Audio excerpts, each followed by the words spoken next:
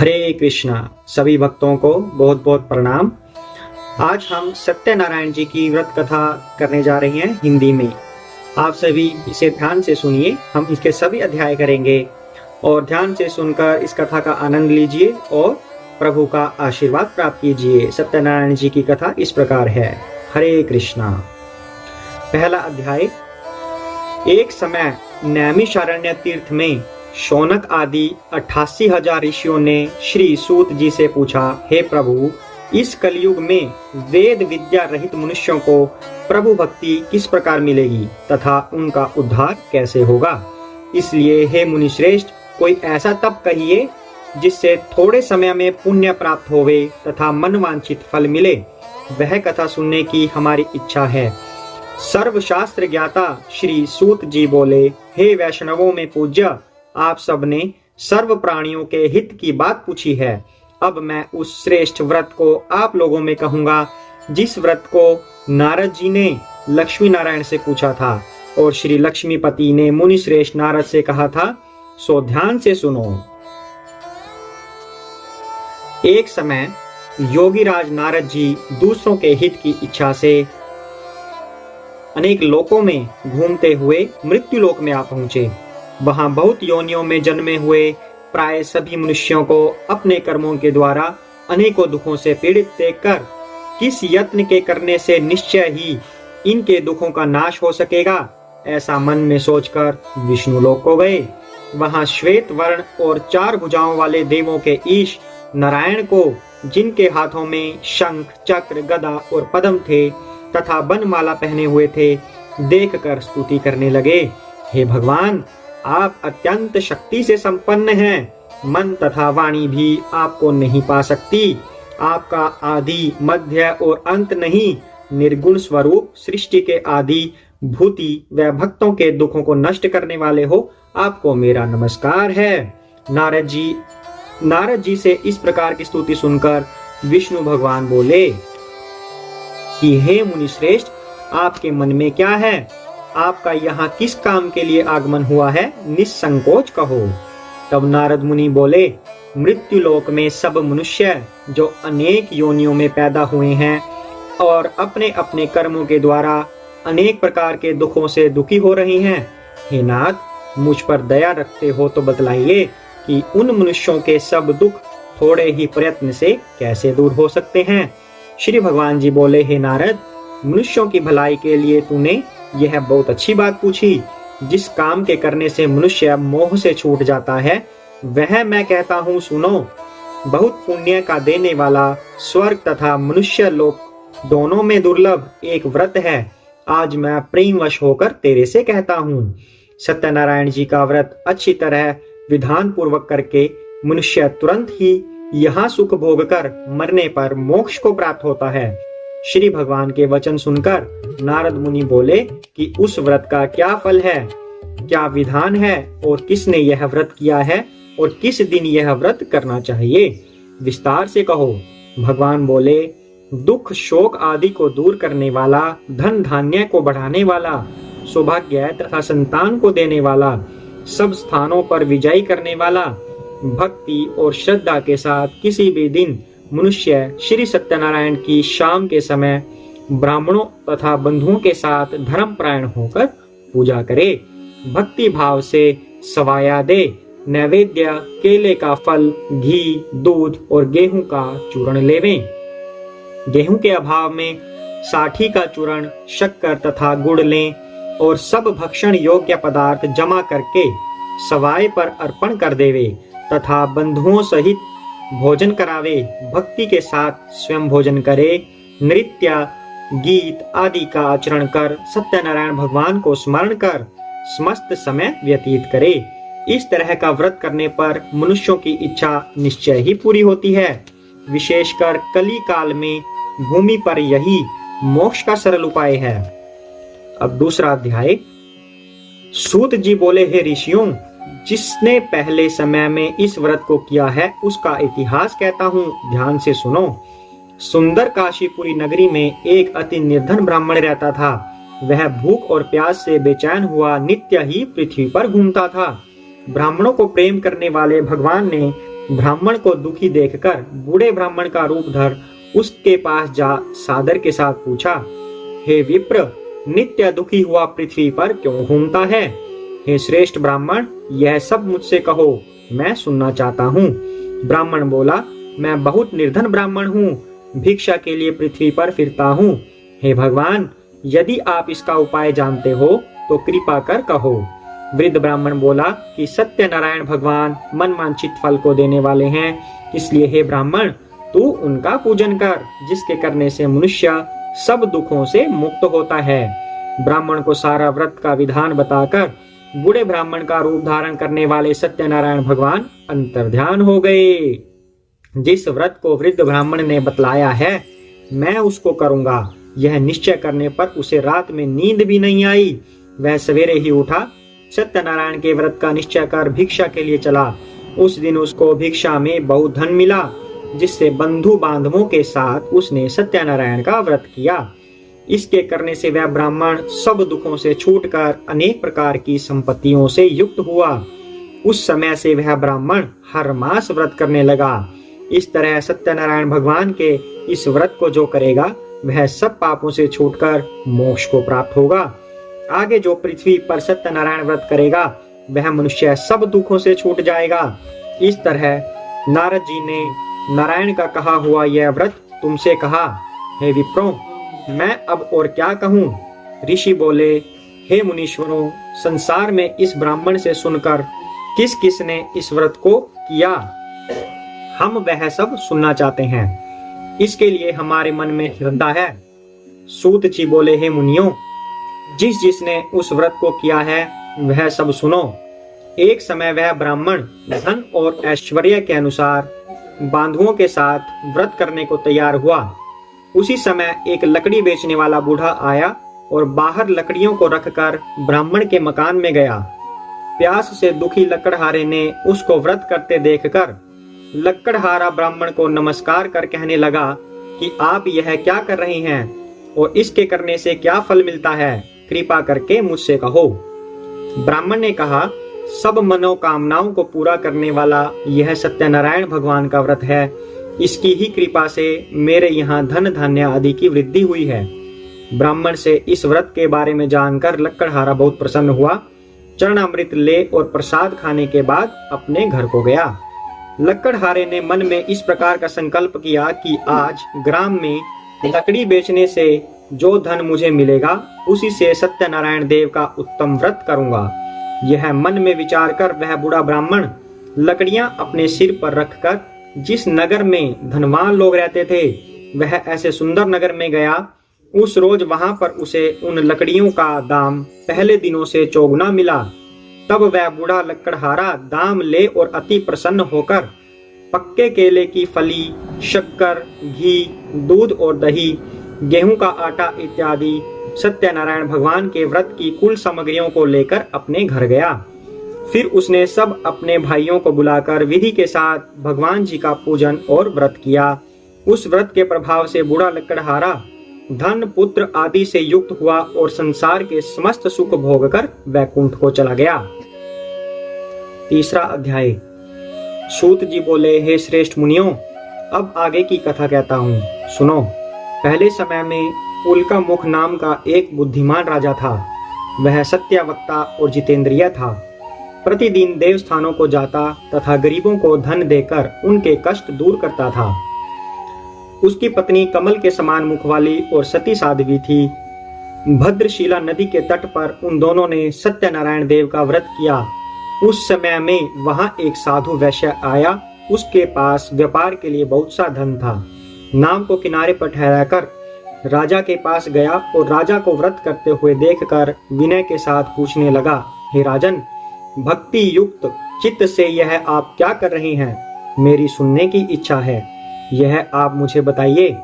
राजा बोला, हे साधु, अपने बांधवों के साथ पुत्र आदि की प्राप्ति के लिए यह महाशक्ति सत्यनारायण भगवान का व्रत व पूजन किया जा रहा है।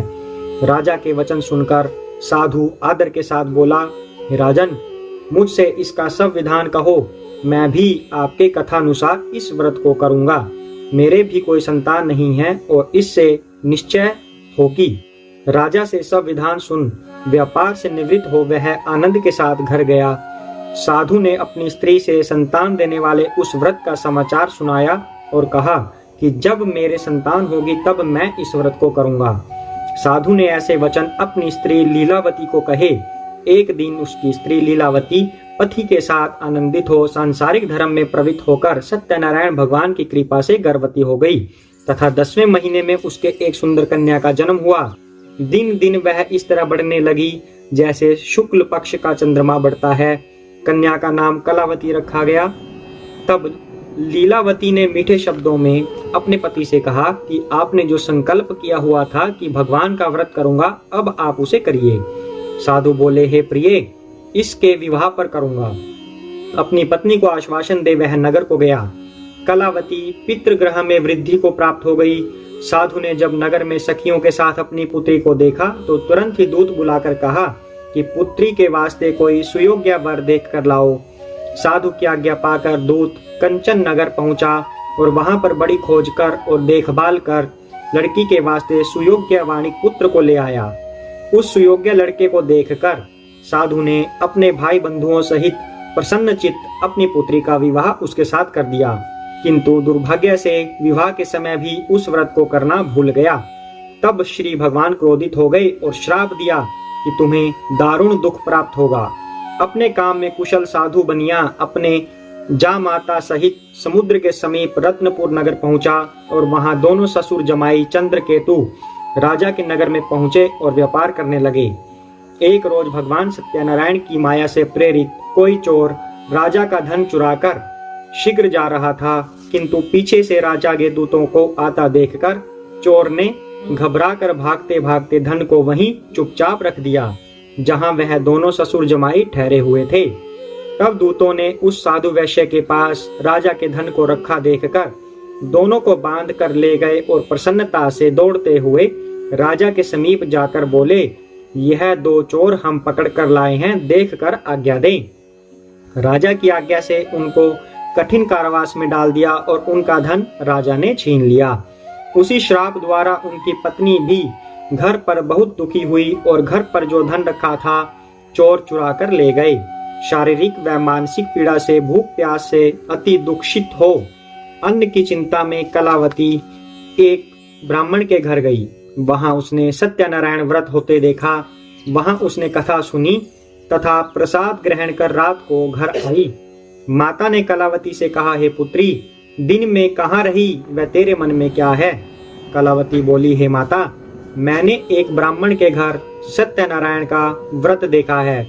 कन्या के वचन सुनकर लीलावती भगवान के पूजन की तैयारी करने लगी।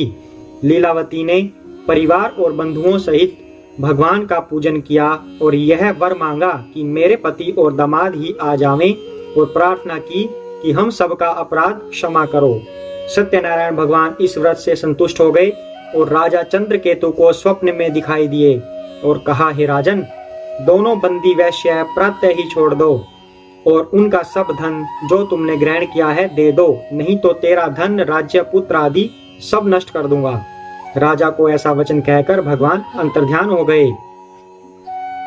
प्रातःकाल राजा चंद्रकेतु ने सभा में अपना स्वप्न सुनाया और दोनों वाणिक पुत्रों को कैद से मुक्त कर सभा में बुलाया।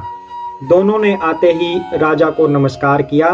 राजा मीठे वचनों से बोले, हे महानुभावों, भाग्यवश ऐसा कठिन दुख प्राप्त हुआ है, अब कोई भय नहीं। ऐसा कहकर राजा ने उनको नए नए वस्त्र आभूषण पहनाए तथा उनका जितना धन लिया था उससे दुगना धन दिलवाकर विदा किया। दोनों वैश्य अपने घर को चल दिए। चौथा अध्याय।